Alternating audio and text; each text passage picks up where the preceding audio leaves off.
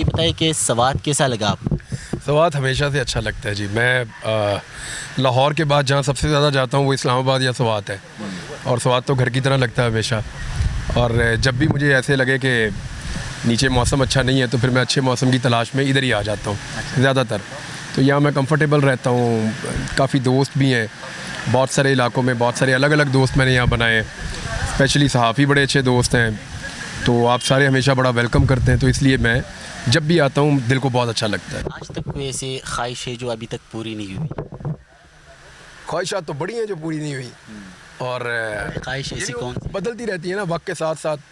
वक्त के साथ साथ आपकी ख्वाहिशात, छोटा था ना तो मेरी ख्वाहिश होती थी मेरे पास साइकिल होनी चाहिए। अच्छा। तो वो अल्लाह ताला ने साइकिल दी, तो फिर मैं सोचता था मेरे पास मोटरसाइकिल भी होनी चाहिए।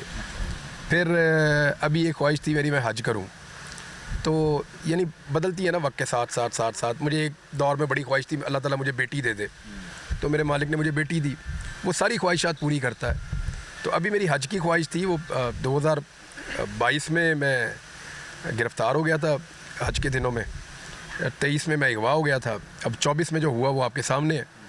तो अगर अल्लाह रब्बुल इज़्ज़त वो बड़ा मेहरबान है, वो सलामती रखी तो उसने और मेरी मदद की उसने, और उसको मंजूर हुआ, और मैं फिर पूरी कोशिश करूँगा कि 2025 में इंशाल्लाह ज़रूर हज पे जाऊँगा।